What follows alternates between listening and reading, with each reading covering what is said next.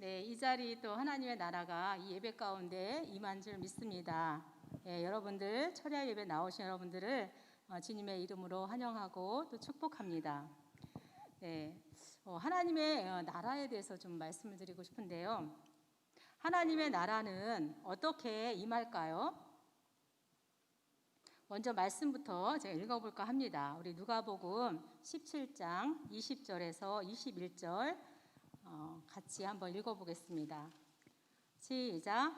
바리새인들이 하나님의 나라가 어느 때에 임하나이까 묻거늘 예수께서 대답하여 이르시되 하나님의 나라는 볼 수 있게 임하는 것이 아니요 또 여기 있다 저기 있다고도 못하리니 하나님의 나라는 너희 안에 있느니라.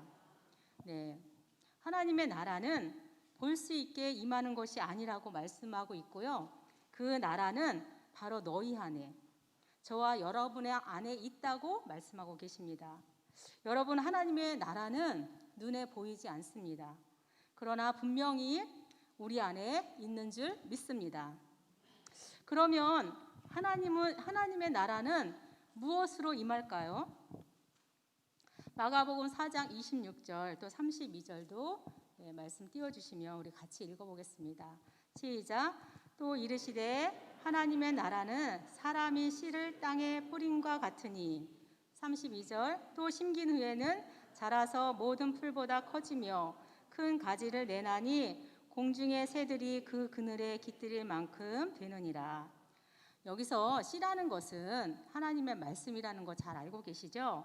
그러니까 하나님의 나라는 우리 안에 보이지 않게 임하는데 그 임하는 방법이 씨, 곧 말씀이라는 것입니다.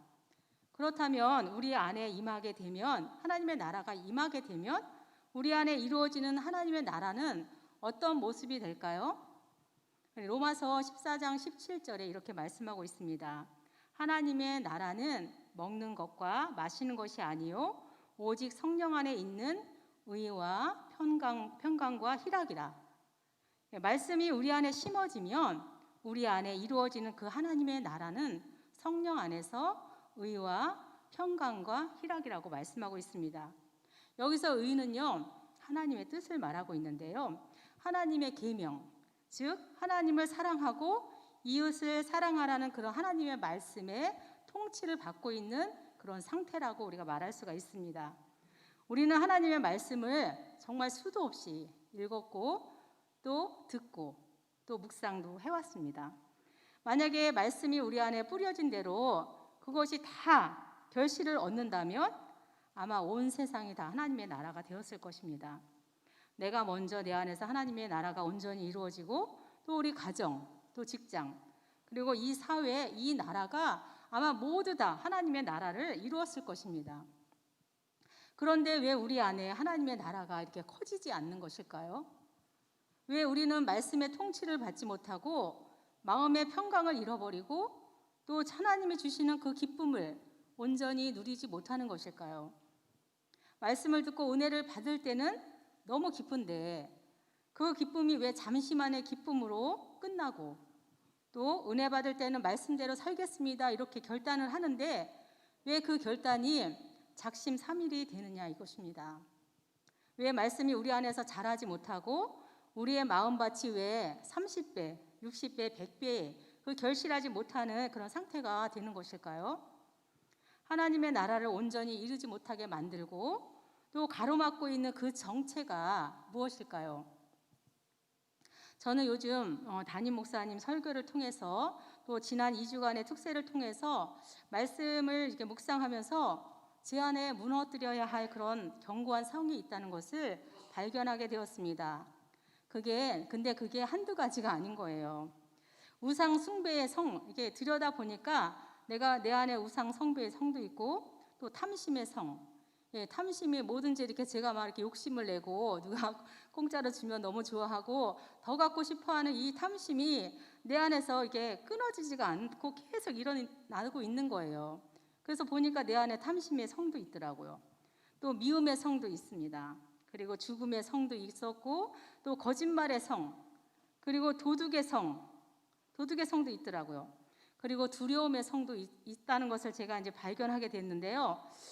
제 마음이 너무나 지레바신 거예요. 이렇게 내 안에 이런 성들이 많았어. 하나님 기뻐하지 않는 성들이 많이 있었구나. 저는 이런 것들을 발견할 때마다 너무 많이 힘들었습니다. 그러면서 왜 이런 것들이 생겼는지 생각하면서 이제 기도하기 시작했거든요. 근데 특세 때 이제 목사님께서 열왕기상 19장 1절에서 3절 말씀을 읽어보면서 말씀 묵상하라고 그러셨을 때, 그 열왕기상 19장 1절에서 3절이 내용이 그거거든요. 이제 엘리야가 갈멜산에서 바알 선지자들 다 죽이잖아요. 근데 그것을 이세벨이 알고선 엘리야에게 편지를 보내죠. 그래서 어떻게 변하냐면은 내가 내일 이맘때에는 반드시 내 생명을 저 사람들 중 한 사람의 생명과 같게 하리라.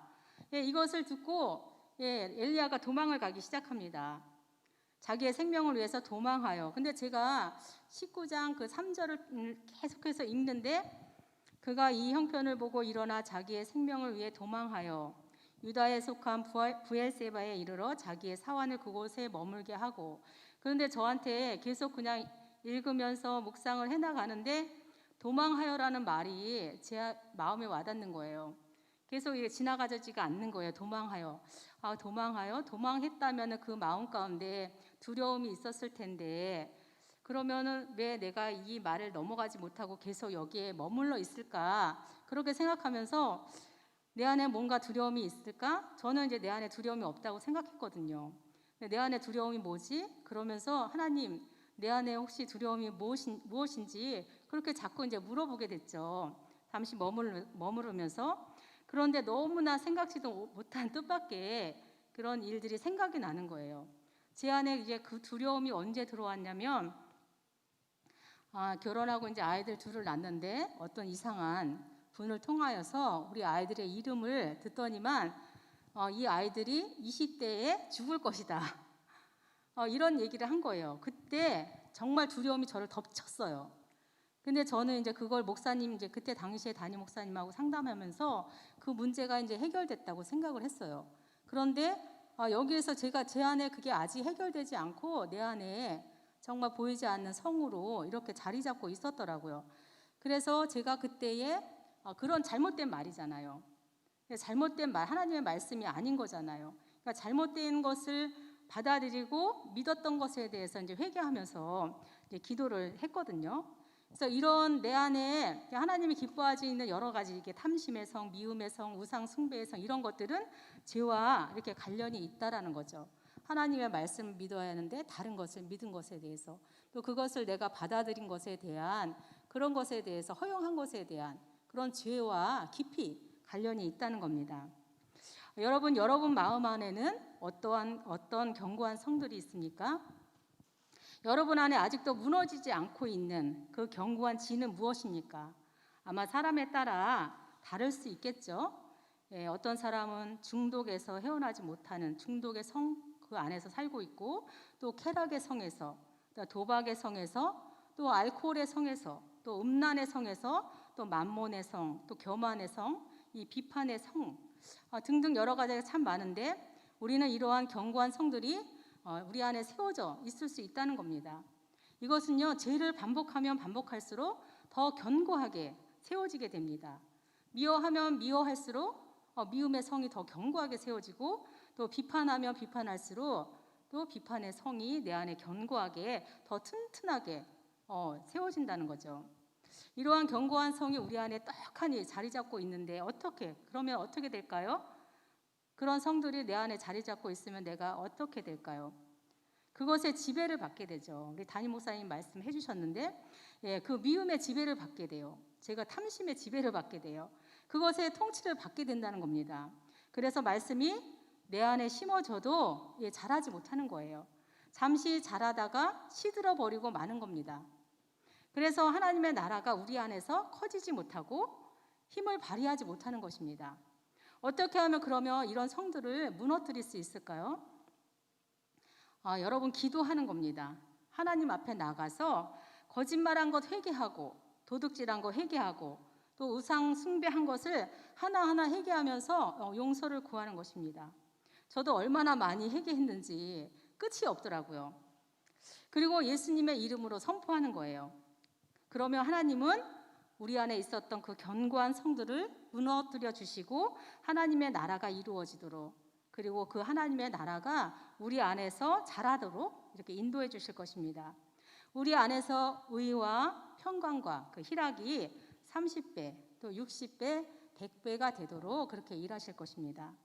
이것은 한 번에 되지 않을 수도 있어요.